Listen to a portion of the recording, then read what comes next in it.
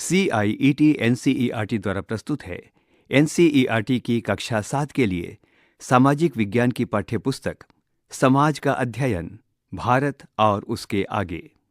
पृष्ठ संख्या 229, अध्याय 11, वस्तु विनिमय से मुद्रा तक।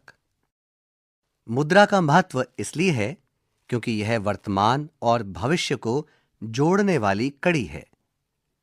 जॉन मेनार्ड कीन्स, 20वीं शताब्दी के अर्थशास्त्री। यहां इस पृष्ठ के मध्य भाग में एक चित्र है। चित्र 11.1। यह चित्र एक खेत का है।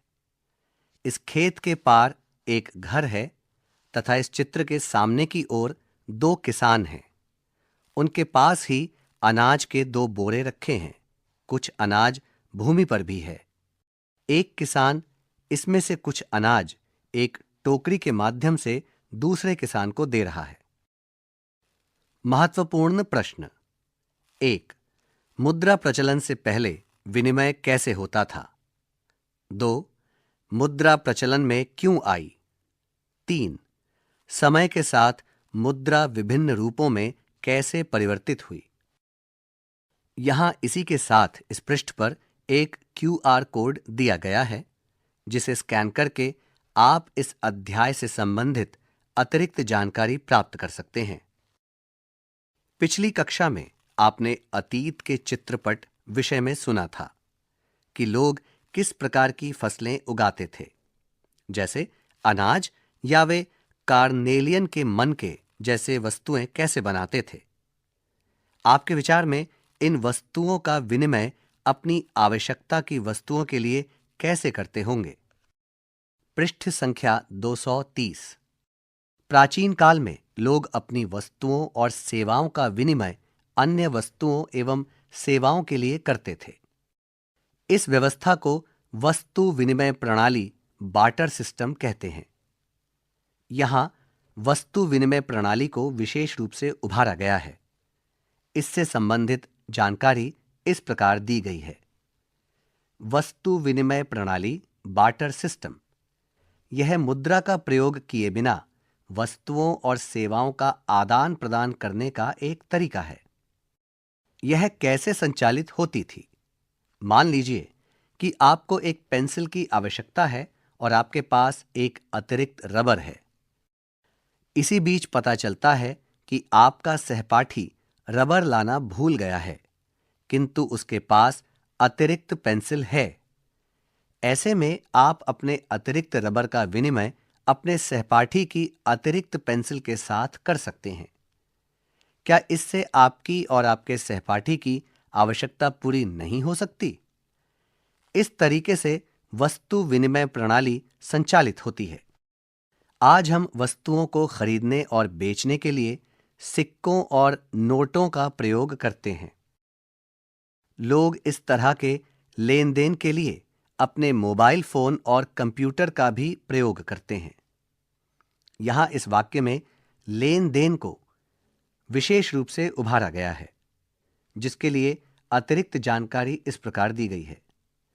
लेन देन, लोगों के बीच विशेष रूप से क्रय और विक्रय से संबंधित किया गया व्यवसाय। वस्तु विनिमय प्रणाली लेन देन का सबसे प्रारंभिक रूप था। इसके विश्व में कई प्रमाण मिलते हैं।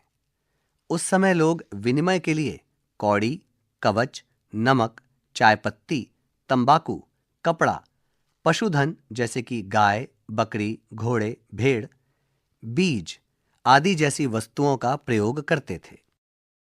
यहां इस वाक्य में वस्तुओं शब्द को विशेष रूप से उभारा गया है, जिसके लिए अतिरिक्त जानकारी इस प्रकार दी गई है। वस्तुएं, व्यापार योग्य उत्पाद या वस्तुएं जो क्रय या विक्रय की जा सकती हैं। यहां इस पृष्ठ पर एक चित्र है। चित्र 11.2.1। इस चित्र में पाषाण मुद्रा या पत्थर की मुद्रा है, जो चट्टान की वृहद डिस्क, जिसे राई पत्थर कहा जाता है, की बनी है। इसका प्रयोग प्रशांत महासागर में स्थित माइक्रोनेशिया देश में स्थित याप द्वीप में मुद्रा के रूप में किया जाता था। यहां शब्द मुद्रा को विशेष रूप से उभारा गया है। इसके लिए अतिरिक्त जानकारी इस प्रकार दी गई है। मुद्रा एक सामान्य साधन, माध्यम है जिसे प्रत्येक व्यक्ति स्वीकृत करता है तथा जिसका उपयोग वस्तुओं और सेवाओं के बदले में भुगतान करने या प्राप्त करने के लिए प्रयोग करता है। यहां इस पृष्ठ पर एक और चित्र है, चित्र 11.2.2। इस चित्र में भी एक प्रकार की मुद्रा चित्रित की गई है। यह एजटेक तांबे का ताजार्डो, स्पेनी भाषा में इसका अर्थ है काटने वाला चाकू। यह मध्य मैक्सिको और मध्य अमेरिका के कुछ हिस्सों में प्रयोग की जाने वाली एक प्रकार की मुद्रा थी। इस पृष्ठ के अंत में एक चित्र है, चित्र 11.2.3। इस चित्र में सोलोमन द्वीप पर प्रयोग की जाने वाली एक मुद्रा का चित्र है। इस मुद्रा का नाम तेवाऊ है और यह पक्षियों के पंखों से बनी लाल पंख की कुंडली होती है। पृष्ठ संख्या 231। हमें मुद्रा की आवश्यकता क्यों है? आइए पता लगाएं। कल्पना कीजिए कि आप एक किसान हैं और जहां आप रहते हैं वहां लोग वस्तु विनिमय प्रणाली का प्रयोग करते हैं। आपको यहां अनेक प्रकार की वस्तुओं की आवश्यकता है, जैसे एक जोड़ी नए जूते, एक स्वेटर और अपनी दादी के लिए दवाइयां, परंतु आपके पास देने के लिए केवल एक बैल है। यहां इसी के साथ पृष्ठ के बाईं ओर एक चित्र है जिसमें एक व्यक्ति सोचने की मुद्रा में खड़ा है और उसके पास ही एक बैल है। व्यक्ति के दाईं ओर एक दिशा दिक्सूचक के माध्यम से उसकी अपेक्षाओं को चित्रित किया गया है। उसकी अपेक्षाएं हैं दवाएं, स्वेटर, जूते। इस बैल का विनिमय करके आप कैसे विभिन्न प्रकार की आवश्यक वस्तुओं को विभिन्न लोगों एवं स्थानों से प्राप्त करेंगे? इसमें आपको किस प्रकार की चुनौतियों का सामना करना पड़ सकता है? सबसे पहले आपको किसी ऐसे व्यक्ति को ढूंढना होगा जिसे बैल की आवश्यकता हो। बैल को केवल एक जोड़ी जूतों के लिए बदलना संभवतः उचित विनिमय नहीं होगा। आपको इसके लिए बहुत सारे विनिमयों या आदान प्रदान की श्रृंखला से गुजरना पड़ेगा। उदाहरण के लिए, पहले किसी ऐसे व्यक्ति को ढूंढना होगा जो आपको बैल के बदले कई बोरे गेहूं दे सके। फिर आपको यह सारा गेहूं कई स्थानों पर ले जाना पड़ेगा। यहां इसी के साथ इस पृष्ठ पर एक चित्र है जिसमें एक व्यक्ति बैल के साथ खड़ा है। साथ ही जमीन पर कुछ गेहूं के बोरे रखे हैं और बैल कल्पना कर रहा है कि एक बैल कितने बोरे गेहूं के समतुल्य होगा। सबसे पहले आपको किसी ऐसे व्यक्ति को ढूंढना होगा जो जूतों के बदले गेहूं का कुछ भाग लेने को तैयार हो। फिर दूसरा व्यक्ति स्वेटर के लिए तथा अन्य कोई और दवाइयों के लिए। हर लेन देन में यह तय करना कठिन होगा कि जूते या स्वेटर के बदले गेहूं की कितनी मात्रा उचित रहेगी।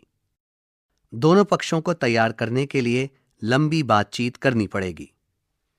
यहां इसी के साथ इस पृष्ठ पर एक चित्र है जिसमें एक व्यक्ति गेहूं के बोरों के साथ एक सड़क पर दिशा दिक्सूचक की ओर खड़ा है और वह कुछ सोच रहा है।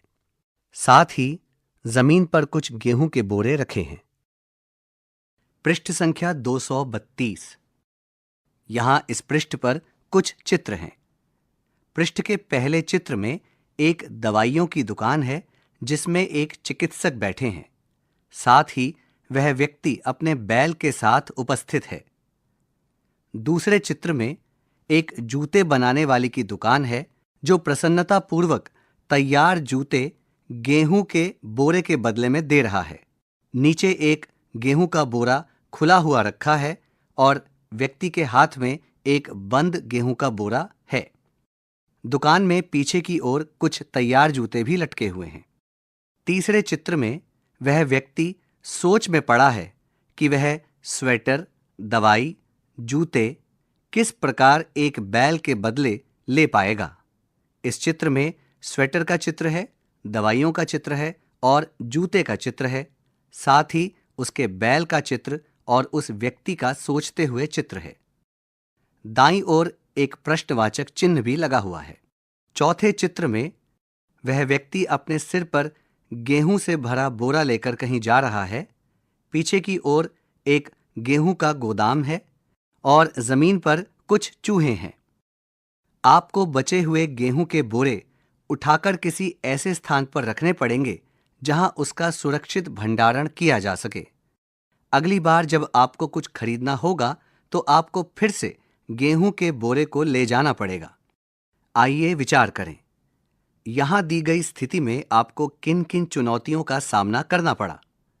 कल्पना कीजिए कि किसान की कहानी में वह कोई ऐसा व्यक्ति ढूंढ लेता है जो उसके बैल के बदले उसे एक जोड़ी नए जूते, एक स्वेटर और दवाइयां देने को तैयार हो। क्या आप सोचते हैं कि ऐसी स्थिति आसानी से बन सकती है? ठीक किसान की तरह वस्तु विनिमय प्रणाली पर निर्भर व्यक्तियों को अपने दैनिक जीवन में विनिमय करने में अनेक समस्याओं का सामना करना पड़ता होगा। उन्हें ऐसा व्यक्ति ढूंढना पड़ता होगा जो ठीक वही वस्तु चाहता है जिसे वे देना चाहते हैं। पृष्ठ संख्या 233। और बदले में वह व्यक्ति ठीक वही वस्तु दे सके जिसकी उन्हें आवश्यकता है। इस स्थिति को आवश्यकताओं का द्विसंयोग, डबल कोइंसिडेंस ऑफ वांट्स कहा जाता है। इस वाक्य में कुछ शब्दों को विशेष रूप से उभारा गया है। इनसे संबंधित जानकारी कुछ इस प्रकार दी गई है। आवश्यकताओं का द्विसंयोग, डबल कोइंसिडेंस ऑफ वांट्स, यह एक आर्थिक अवधारणा है जो उस स्थिति को दर्शाती है जहां एक व्यक्ति के पास ऐसी वस्तु होती है जिसकी दूसरे व्यक्ति को आवश्यकता है और वे इसे सीधे विनिमय कर सकते हैं। अगर मान लें कि दो व्यक्ति एक दूसरे की वस्तुएं चाहते हों और विनिमय के लिए तैयार भी हों तो भी अनेक समस्याएं आ सकती हैं। उदाहरण के लिए यह तय करना कि कितने अनुपात में दोनों वस्तुओं का विनिमय किया जाए। ऐसे मामलों में एक वस्तु के मूल्य की तुलना दूसरी वस्तु के मूल्य से करना कठिन हो जाता है। अगर किसी एक व्यक्ति को लगता है कि यह विनिमय उसके लिए लाभकारी नहीं है तो वह विनिमय में रुचि नहीं रखेगा। इसका कारण यह है कि वहां मूल्य का कोई सामान्य मानक माप उपलब्ध नहीं है। यहां इस वाक्य में कुछ शब्दों को विशेष रूप से उभारा गया है। इनसे संबंधित जानकारी इस प्रकार है। मूल्य का सामान्य मापक, common standard measure of value, यह मूल्य का ऐसा मानक माप है जिस पर सभी सहमत होते हैं। यह लेन देन में सहायक होता है और वस्तुओं सेवाओं के मूल्य को अर्थव्यवस्था में निर्धारित करता है। आइए विचार करें, यहां उदाहरण में आवश्यकताओं के द्विसंयोग के क्या विवरण मिलते हैं। ऐसी स्थिति में वे कौन से मामले हैं जहां आपको मूल्य के सामान्य मानक माप की कमी का सामना करना पड़ सकता है। आप बैल का कुछ हिस्सा स्वेटर के लिए विनिमय नहीं कर सकते। यह विभाज्यता, डिविजिबिलिटी की समस्या है। बैल को सभी स्थानों पर ले जाना कठिन है। यह सुवाह्यता, पोर्टेबिलिटी की समस्या है। आप गेहूं के बदले बैल का विनिमय करके कुछ हद तक इस समस्या का समाधान कर सकते हैं, किंतु गेहूं को अधिक समय तक संग्रहित नहीं किया जा सकता क्योंकि गेहूं या तो सड़ सकता है या चूहे इसे खा सकते हैं। इस तरह टिकाऊपन, ड्यूरेबिलिटी की समस्या उत्पन्न होती है। यहां इस अनुच्छेद में कुछ शब्दों को विशेष रूप से उभारा गया है। इनसे संबंधित जानकारी इस प्रकार है। विभाज्यता, डिविजिबिलिटी, किसी वस्तु या सामग्री की वह क्षमता जिससे वह टुकड़ों या भागों में विभाजित हो सकती है। सुवाह्यता, पोर्टेबिलिटी, किसी वस्तु या सामग्री को सरलता से एक स्थान से दूसरे स्थान पर ले जाने की समर्थता। टिकाऊपन, ड्यूरेबिलिटी, किसी वस्तु अथवा सामग्री का वह गुण जो उसे टिकने और क्षति सहने की क्षमता प्रदान करता है, जिसके कारण वह लंबे समय तक संग्रहित की जा सकती है। आइए विचार करें, ऐसे कुछ उपाय सुझाइए जिससे मुद्रा के प्रयोग द्वारा किसान की स्थिति को सरल बनाया जा सके। पृष्ठ संख्या 234। इसे अनदेखा ना करें।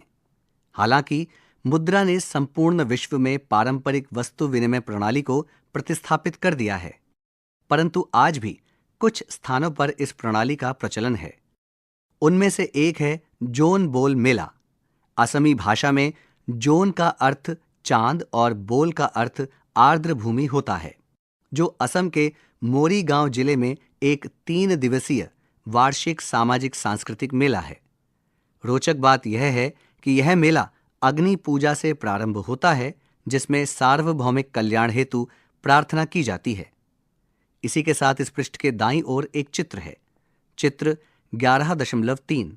यहां 2 व्यक्ति विनिमय प्रणाली के माध्यम से वस्तुओं का आदान प्रदान कर रहे हैं। चित्र में एक थैला है जिसमें से कुछ सामान निकालकर एक कटोरी में भरा गया है। वहीं दूसरे व्यक्ति के हाथ में भी कोई सामान है जिसे वह विनिमय करने की इच्छा रखता है। 15वीं शताब्दी के आरंभ में असम और मेघालय की तिवा, कार्बी, खासी और जैंतिया जनजातियों के समुदायों के प्रमुख प्रतिवर्ष राजनीतिक मुद्दों पर चर्चा करने एवं मैत्रीपूर्ण संबंध बनाए रखने के लिए एकत्रित होते थे। इन जनजातियों के सदस्यों द्वारा इस आयोजन के समय एकत्रित होने के कारण इस आयोजन ने मेले का रूप ले लिया। यहाँ लोग अपने उत्पादों को लाकर एक दूसरे के उत्पादों के साथ विनिमय करने लगे। यहाँ इस पृष्ठ के मध्य भाग में एक चित्र है। इसमें उस मेले का चित्र है जिसमें 2 महिलाएं जमीन पर बैठी हैं और कुछ वस्तुओं का विनिमय कर रही हैं। इन महिलाओं के पीछे की ओर अन्य पुरुष खड़े हैं। यहाँ लोग अपने उत्पादों को लाकर एक दूसरे के उत्पादों के साथ विनिमय करने लगे। यह आज भी एक महत्वपूर्ण सामाजिक सांस्कृतिक कार्यक्रम बना हुआ है। यहाँ पर वस्तु विनिमय प्रातःकाल ही शुरू हो जाता है, जिसमें स्थानीय उत्पाद जैसे कंदमूल, सब्जियां, फल, जड़ी बूटियां और मसालों का लेन देन होता है। मेले में हस्तनिर्मित वस्तुएं और कलाकृतियां भी देखने को मिलती हैं, जो पहाड़ी क्षेत्रों के जंगलों से प्राप्त प्राकृतिक सामग्रियों से बनाई जाती हैं। यहाँ इस पृष्ठ के अंतिम भाग में 2 व्यक्तियों के हथेलियों के चित्र हैं। एक व्यक्ति की हथेली पर अदरक रखे हैं तथा दूसरे व्यक्ति की हथेलियों पर छोटी छोटी मछलियां हैं। संभवतः ये विनिमय के लिए उपयोग में लाए जा रहे हैं। पृष्ठ संख्या 235। इन वस्तुओं का प्रायः देश के मैदानी क्षेत्रों से आए व्यक्तियों द्वारा निर्मित चावल के पीठा, राइस केक और अन्य खाद्य वस्तुओं के बदले में आदान प्रदान किया जाता है, जिन्हें पहाड़ी स्थानों पर उगाया नहीं जा सकता। पुस्तक विनिमय। ऐसे मनोरंजन क्लब की कल्पना कीजिए जहां आप मित्रों के साथ अपनी पुरानी पुस्तकें बदल सकें। यह कहानियों का एक खजाना ढूंढने जैसा है। आप अपनी पढ़ी हुई पुस्तकों के बदले पुस्तकों के बड़े संग्रह में से नई पुस्तक चुन सकेंगे। उदाहरण के लिए, आप अपनी जंगल की रोमांचक कहानी की पुस्तक को किसी मित्र की रहस्यमयी कहानी की पुस्तक से बदल सकते हैं। यह बिना कोई मुद्रा व्यय किए नई पुस्तकें पढ़ने का एक रोचक तरीका है। इसी के साथ इस पृष्ठ के दाईं ओर एक चित्र है, चित्र 11.6। इस चित्र में एक कक्ष का चित्र है जिसमें छात्र और छात्राएं पुस्तकों का आदान प्रदान कर रहे हैं। पुराने कपड़ों के बदले नए बर्तन लेना इसका एक आम उदाहरण है। यह परंपरा वर्षों से चली आ रही है। इस व्यवस्था में एक विक्रेता घर घर जाता है और परिवार वालों को उनके पुराने उपयोग किए गए कपड़ों के बदले में नए बर्तन अथवा अन्य घरेलू सामान देता है। यह विनिमय दोनों पक्षों के लिए लाभदायक है। इस तरह परिवार से अनावश्यक वस्तुएं चली जाती हैं और उसके बदले में विक्रेता को ऐसी वस्तुएं मिल जाती हैं जिन्हें वह फिर से बेच सकता है, पुनः प्रयुक्त कर सकता है या फिर उसका पुनर्चक्रण कर सकता है। इसी के साथ इस पृष्ठ के अंत में एक चित्र है, चित्र 11.7। इसमें एक बर्तन विक्रेता का चित्र है जो फर्श पर बैठी है। उसके आसपास बहुत से बर्तन हैं। उसके ठीक सामने एक घर के दरवाजे पर एक महिला खड़ी है जिसके हाथ में देने के लिए कुछ पुराने कपड़े और सामान हैं। पृष्ठ संख्या 236। आइए पता लगाएं। पहले दिए गए चित्रणों में वस्तु विनिमय प्रणाली के कुछ तरीके बताए गए हैं। क्या आपने अपने क्षेत्र में इस तरह के प्रयोगों का अवलोकन किया है? इस प्रक्रिया में लोगों को किस किस प्रकार के अनुभव होते हैं? मुद्रा के मूलभूत कार्य। कहा जाता है कि आवश्यकता ही आविष्कार की जननी है। जैसे जैसे विनिमय की जाने वाली वस्तुओं के प्रकार और संख्या बढ़ने लगी और वस्तु विनिमय सुदूर क्षेत्रों तक होने लगा, यह स्पष्ट हो गया कि अब एक अलग प्रणाली की आवश्यकता है। एक सामान्य विनिमय माध्यम ही व्यापार को आसान बनाएगा और इसी कारण मुद्रा अस्तित्व में आई। जैसे जैसे अधिक से अधिक व्यक्ति इसे वस्तुओं एवं सेवाओं के लेन देन में प्रयोग करने लगे, यह भुगतान की एक स्वीकृत विधि बन गई। जैसा कि हमने किसान की कहानी में जाना कि वह गेहूं का संग्रहण अधिक समय तक नहीं कर सका, क्योंकि या तो गेहूं सड़ जाते हैं या उसे चूहे खा जाते हैं। अगर किसान गेहूं की जगह मुद्रा के माध्यम से विनिमय करता तो वह मुद्रा को अधिक लंबे समय तक रख पाता और आगे भी उससे क्रय कर पाता। इस प्रकार मुद्रा मूल्य के संग्रहण, स्टोर ऑफ वैल्यू का कार्य करता है, जिसे बाद में प्रयोग किया जा सकता है ना? ये कितना रोचक। इसी के साथ इस पृष्ठ के बाईं तरफ एक चित्र है, चित्र 11.8। इस चित्र में कुछ चूहे हैं जो एक गेहूं से भरे बोरे के इर्द गिर्द हैं। बोरी का मुंह खुला हुआ है और सभी चूहे गेहूं के दाने खा रहे हैं। मुद्रा एक सामान्य अंकित मूल्य के रूप में भी कार्य करती है, जिसके द्वारा वस्तुओं और सेवाओं के मूल्य को मापा जाता है और उनके मूल्य की तुलना करना संभव होता है। उदाहरण के लिए, आपके माता पिता दुकानदार से विभिन्न प्रकार के उत्पादों को खरीदने के लिए मुद्रा का प्रयोग करते हैं। यह मुद्रा दुकानदार द्वारा उसके श्रमिकों को वेतन देने के लिए प्रयोग में लाई जाती है। श्रमिक इसी के माध्यम से अपनी प्रतिदिन की आवश्यक वस्तुएं एवं अन्य वस्तुएं खरीदते हैं और अपने बच्चों के विद्यालय की फीस भरते हैं। पृष्ठ संख्या 237। इस पृष्ठ के आरंभ में एक चित्र है जिसके 3 भाग हैं। चित्र 11.9। पहले भाग में एक बड़ी दुकान का चित्र है जिसमें एक विक्रेता सब्जियों और अन्य सामान के साथ खड़ा है। उसके ठीक सामने 3 क्रेता पंक्तिबद्ध रूप से खड़े हैं। दुकानदार किसी वस्तु के QR कोड को स्कैन कर रहा है। चित्र के दूसरे भाग में एक क्रेता विक्रेता को कुछ धनराशि दे रहा है।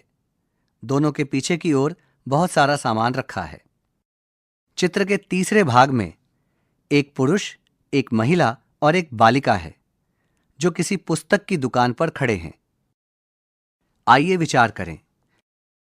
मान लीजिए कि आपको एक पुस्तक खरीदनी है। आपकी जेब में 50 रुपए हैं। आप अपने पड़ोस की पुस्तक की दुकान पर जाते हैं और वहां दुकानदार आपको पुस्तक की कीमत 100 रुपए बताता है। आपके पास आज पुस्तक खरीदने के लिए क्या विकल्प हैं?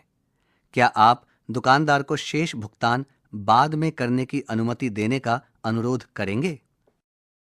अतः मुद्रा को भविष्य में भुगतान करने के एक माध्यम के रूप में स्वीकार किया गया है, जिससे यह स्थगित भुगतान का एक मानक बन गया है। मुद्रा की यात्रा, आइए पता लगाएं। चित्र 11.10 में एक समय रेखा दी गई है। उसे हम ध्यान से समझेंगे और जानेंगे कि आपने मुद्रा में क्या क्या बदलाव देखे। सिक्का प्रणाली। जैसा कि आप समय रेखा में जान पाएंगे कि सिक्के मुद्रा के सबसे प्राचीन रूपों में से एक हैं। उस समय में शासक सिक्के जारी करते थे जो नागरिकों के द्वारा अपने अपने राज्य में लेन देन में प्रयोग में लाए जाते थे। इस प्रकार विभिन्न साम्राज्यों की अपनी सिक्का प्रणाली होती होगी। सिक्के ढालना एवं सिक्के जारी करना पूर्णतया शासकों के द्वारा नियंत्रित था। समय के साथ शक्तिशाली शासकों के सिक्के उनके अपने राज्य के अलावा अन्य राज्यों में भी स्वीकृत होने लगे। इससे विभिन्न भौगोलिक क्षेत्रों में व्यापार सुगम हुआ। यहां इस अनुच्छेद में कुछ शब्दों को विशेष रूप से उभारा गया है। इनके प्रति विशेष जानकारी इस प्रकार है। सिक्के ढालना, मिटिंग, वह प्रक्रिया जिसके द्वारा सिक्कों का उत्पादन किया जाता है। सिक्के ढालने, मिंट का संदर्भ उस विनिर्माण सुविधा से है जिसके द्वारा सिक्कों का उत्पादन किया जाता है और जिनका प्रयोग राष्ट्रीय मुद्रा के रूप में किया जाता है। पृष्ठ संख्या 238। सिक्के महंगी धातुओं जैसे सोना चांदी और तांबा अथवा उनकी मिश्र धातु से बनाए जाते थे। उन्हें कारशा पण या पण कहा जाता था। उन पर चिन्ह अंकित होता था जिसे रुपा कहा जाता था। क्या यह शब्द वर्तमान भारत में मुद्रा के लिए प्रयोग किए जाने वाले शब्द से मिलता जुलता है? यहां इस अनुच्छेद में शब्द मिश्र धातु को विशेष रूप से उभारा गया है। इसके विषय में अतिरिक्त जानकारी कुछ इस प्रकार दी गई है। मिश्र धातु ऐसी धातु जो दो या दो से अधिक धातु तत्वों के मिश्रण से बनती है। यह सिक्के को सशक्त बनाती है। यहां इस पृष्ठ के मध्य भाग में एक चित्र है। चित्र 11.10। इसका शीर्षक है भारत में मुद्रा का विकास, एक विस्तृत समय रेखा। यह चित्र एक समय रेखा का है जो बाईं ओर से दाईं ओर की तरफ जा रहा है। बाईं ओर का समय है 6000 सामान्य संवत पूर्व और इस प्रकार आगे बढ़ते हुए 1000 सामान्य संवत पूर्व, 600 सामान्य संवत पूर्व और 1861, 1980 और 2016 इस पर अंकित हैं। इस समय रेखा के ऊपर और नीचे की ओर कुछ चित्र और कुछ जानकारियां दी गई हैं एवं कुछ समय सीमा को इंगित करते हुए कुछ वर्ष अंकित किए गए हैं। यह समय रेखा भारत में मुद्रा के विकास की यात्रा को इंगित करता है। बाईं ओर पहला चित्र वस्तु विनिमय को अंकित करता है अथवा चित्रित करता है। इस चित्र में दो हाथों में कुछ अलग अलग सामान है। पहली हथेली में कुछ अनाज है और दूसरी हथेली में चावल। यह विनिमय के माध्यम को प्रकट करता है। दूसरा चित्र कौड़ी का है जो 1000 सामान्य संवत पूर्व से लेकर सन 1861 तक चला। तीसरा चित्र धातु के सिक्के, विशेषकर लोहे, चांदी, सोने और तांबे के थे। इनका काल 600 सामान्य संवत पूर्व से लेकर 1861 तक चला। समय रेखा के नीचे सरकारी कागजी मुद्रा का चित्र है जिसका काल सन 1861 से लेकर आगे तक का है। इसके पश्चात डिजिटल मुद्रा, डेबिट कार्ड या क्रेडिट कार्ड का चित्र है जिसका काल 1980 और उसके आगे का है। सन 2016 को अंकित करते हुए यूपीआई का चित्र है। इसे अनदेखा ना करें। क्या यह रोचक नहीं है कि पण शब्द के लिए आज भी तमिल, तेलुगु और मलयालम भाषा में पणम और कन्नड़ में हण का प्रयोग किया जाता है। चांदी और तांबे की मिश्र धातु से सिक्के ढाले जाते थे। वर्तमान में हम जिन सिक्कों का प्रयोग करते हैं वे भी अधिकतर लोहे की मिश्र धातु से बने होते हैं। इनमें अन्य पदार्थ जैसे क्रोमियम, सिलिकॉन और कार्बन का सटीक अनुपात होता है। आपको मिश्र धातु के बारे में अधिक जानकारी विज्ञान विषय के अध्यायों में मिलेगी। पृष्ठ संख्या 239। प्राचीन समय में सिक्के के दो पहलुओं, सिक्के के शीर्ष ऑबवर्स या मुख्य चित्र और पृष्ठ रिवर्स या पट्ट पर विभिन्न प्रकार के चिन्ह और आकृतियां उकेरी जाती थीं। इनमें प्राकृतिक आकृतियां जैसे जानवर, वृक्ष, पहाड़ और उस समय के राजा रानी और देवी देवताओं की छवियां सम्मिलित होती थीं। यहां इस अनुच्छेद में शब्द शीर्ष या ऑबवर्स को विशेष रूप से उभारा गया है, जिसके लिए इस पृष्ठ के दाईं ओर इसकी परिभाषा इस प्रकार दी गई है। शीर्ष ऑबवर्स सिक्के या मेडल का वह भाग जिस पर शीर्ष या मुख्य डिजाइन अंकित होता है। उदाहरण के लिए चालुक्य राजवंश के सिक्कों में एक तरफ वराह की प्रतिमा, विष्णु अवतार और दूसरी तरफ सजाया गया त्रिस्तरीय छत्र अंकित होता था। इसके लिए इस पृष्ठ के मध्य भाग में एक चित्र दिया गया है। चित्र 11.11। चित्र के दो भाग हैं। पहले चित्र में एक सिक्के के दो पहलू हैं। दोनों भागों में एक सिक्के के दोनों पहलुओं को अंकित किया गया है। चित्र के पहले भाग में कल्याण के चालुक्य सिक्का प्रणाली में बने वराह विष्णु का चित्र है। इसी चित्र के दूसरे भाग में चांदी का सिक्का है जिस पर चोल राजचिन्ह का प्रतीक बाघ है। इस सिक्के का समय काल 850 से 1279 सामान्य संवत है। आइए पता लगाएं। चित्र 11.12 में दिए गए सिक्के तमिलनाडु में स्थित पुडुकोट्टाई में उत्खनन के समय मिले हैं। उनके शीर्ष पर रोमन राजाओं की आकृति उकेरी हुई है। इस तरह की जानकारियों के द्वारा हम क्या निष्कर्ष निकाल सकते हैं? यहाँ इस पृष्ठ पर एक चित्र है, चित्र 11.12। यह चित्र भारत में उत्खनन के समय पुड्डुकोट्टाई में मिले ग्रीक स्वर्ण सिक्के हैं। सिक्कों के प्रयोग में भारत को विश्व में समुद्री व्यापार बढ़ाने में सहायता मिली। उदाहरण के लिए केरल और तमिलनाडु के कुछ भागों में ये सिक्के मिले हैं। यह दक्षिण भारत की विश्व के अन्य भागों से जुड़ी व्यापारिक गतिविधियों को प्रकट करता है। इस जानकारी से विद्वान यह निष्कर्ष निकालते हैं कि उस समय व्यापार भारत के पक्ष में था। पृष्ठ संख्या 240। इसे अनदेखा ना करें। एक आना रुपए के 1/16वें भाग के बराबर होता था। 1947 में एक आने से 1 दर्जन केले खरीदे जा सकते थे। यहां इस पृष्ठ पर एक चित्र है, चित्र 11.13। इस चित्र में 3 अलग अलग प्रकार के सिक्कों के चित्र हैं। पहले चित्र में 1/2 आना या आधा आना है जो 1918 का है। दूसरा चित्र सवा आना या 1/4 आना है जो 1943 का है। और तीसरा चित्र 1 पैसा का है जो 1945 का है। वर्तमान में हम यह पाते हैं कि विभिन्न अंकित मूल्यों के लिए अलग अलग आकार के सिक्के हैं और प्रत्येक सिक्के पर हिंदी और अंग्रेजी दोनों भाषाओं का प्रयोग किया गया है। देश के महत्वपूर्ण आयोजनों के उपलक्ष्य में विशेष स्मृति चिन्ह के रूप में सिक्के भी ढाले जाते हैं।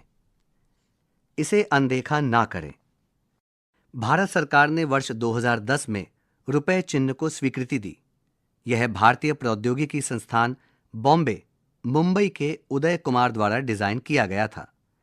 यह चिन्ह देवनागरी लिपि के र और रोमन अक्षर आर का मिश्रण है, जिसमें ऊपर की ओर 2 समांतर क्षैतिज रेखाएं राष्ट्रीय ध्वज का प्रतिनिधित्व करती हैं और बराबर चिन्ह का भी प्रतिनिधित्व करती हैं।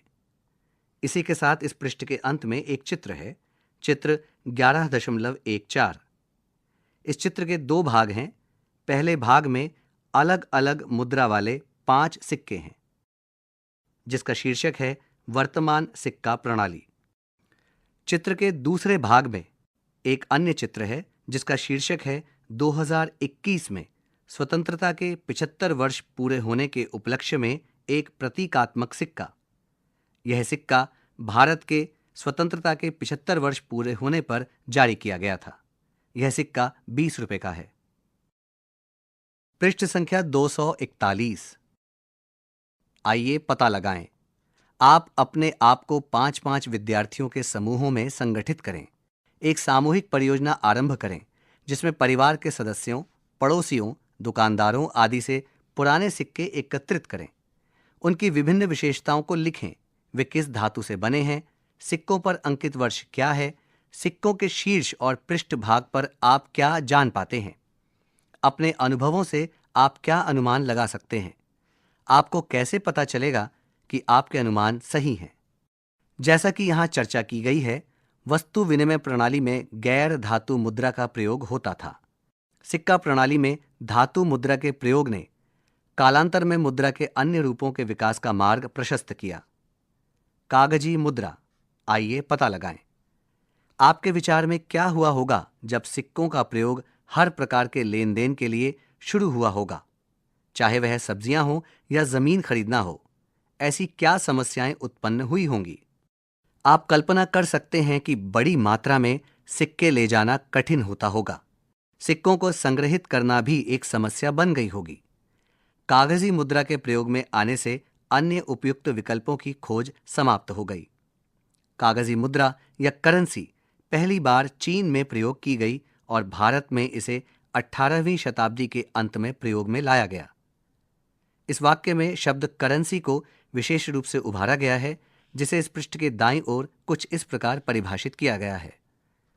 करेंसी मुद्रा की वह प्रणाली जो किसी देश में प्रयोग की जाती है। उदाहरण के लिए सिक्के और कागजी नोट जो भारत में रुपयों के रूप में प्रयोग किए जाते हैं, वे भारतीय करेंसी हैं। इसी के साथ इस पृष्ठ पर एक चित्र है, चित्र 11.15। इस चित्र में 2 अलग अलग चित्र हैं। चित्र के बाईं ओर बैंक ऑफ बंगाल का एक मुखी नोट है और चित्र के दूसरे भाग में दाईं ओर बैंक ऑफ बॉम्बे का 10 रुपए का नोट है। सिक्कों का प्रयोग सामान्यतः छोटे मूल्यों के लिए, जबकि कागजी मुद्रा का प्रयोग बड़े मूल्यों के लेन देन हेतु किया जाता है। पृष्ठ संख्या 242। आजकल जो मुद्रा आप अधिकतर प्रयोग में लाते हैं कुछ इस प्रकार की हैं। इसी के साथ इस पृष्ठ पर एक चित्र है, चित्र 11.16, जिसका शीर्षक है वर्तमान कागजी मुद्रा। इस चित्र में 100 रुपए और 50 रुपए के नोटों का चित्र है और इन दोनों प्रकार के नोटों के शीर्ष भाग और पृष्ठ भाग को चित्रित किया गया है। आइए पता लगाएं। 50 रुपए और 100 रुपए के नोटों को अनुभव कीजिए। आप नोटों के पृष्ठ भाग पर बताई गई भारत की सांस्कृतिक विरासत से संबंधित आकृतियों को पहचान पा रहे हैं। इनके बारे में और अधिक जानकारी प्राप्त कीजिए। नोटों की सतह को छूकर महसूस कीजिए। क्या दृष्टिबाधित लोगों के लिए नोटों पर अंकित मूल्य को पहचानने हेतु कोई विशेष लक्षण है? इसी के साथ इस पृष्ठ के दाईं ओर एक चित्र है, चित्र 11.17। इस चित्र में एक बालिका अपने हाथ में 500 रुपए का नोट लिए हुए है और वह ट्यूबलाइट की रोशनी में उस नोट के पारदर्शिता को जांच रही है। इस अध्याय में हमने पहले जाना कि प्राचीन काल में सिक्के शासकों द्वारा जारी किए जाते थे। वर्तमान में भारत में हमारे पास एक केंद्रीय प्राधिकरण है जिसे भारतीय रिजर्व बैंक कहा जाता है। यह मुद्रा जारी करने को नियंत्रित करता है। भारतीय रिजर्व बैंक के अलावा किसी अन्य के लिए मुद्रा जारी करना वैधानिक नहीं है। मुद्रा के नए रूप। समय के साथ साथ तकनीकी प्रगति के कारण वर्तमान में मुद्रा के अन्य रूपों का प्रयोग होने लगा है। आइए इनमें से कुछ को समझते हैं। पृष्ठ संख्या 243। कृष्णप्पा एक ठेले पर मौसमी फल बेचते हैं। अपने ठेले पर रंग बिरंगे फलों को साफ सुथरे ढंग से सजाने के साथ साथ वह एक छोटा सा कार्ड रखते हैं जिसमें QR कोड होता है। यहाँ QR कोड को विशेष रूप से उभारा गया है, जिसे इस पृष्ठ के दाईं ओर कुछ इस प्रकार से परिभाषित किया गया है। QR कोड, यह क्विक रिस्पॉन्स कोड है। यह काले और सफेद वर्गों का संग्रह है जो स्मार्टफोन और QR कोड स्कैनर जैसे उपकरणों द्वारा पढ़ा जा सकते हैं। इसमें प्राप्तकर्ता के बैंक खाते के बारे में जानकारी होती है और ये मौद्रिक लेन देन में प्रयोग किया जाता है। उनके ग्राहक अपने मोबाइल फोन से QR कोड को स्कैन करते हैं और क्रय के लिए डिजिटल भुगतान करते हैं। फिर वह भुगतान सीधे कृष्णप्पा के बैंक खाते में चला जाता है। मुद्रा के मूर्त रूपों जैसे सिक्कों और कागजी नोटों के अलावा मुद्रा ने ऐसे अमूर्त रूप ले लिए हैं जिन्हें हम ना छू सकते हैं और ना ही महसूस कर सकते हैं। इसे डिजिटल मुद्रा कहा जाता है जो इलेक्ट्रॉनिक रूप में होती है।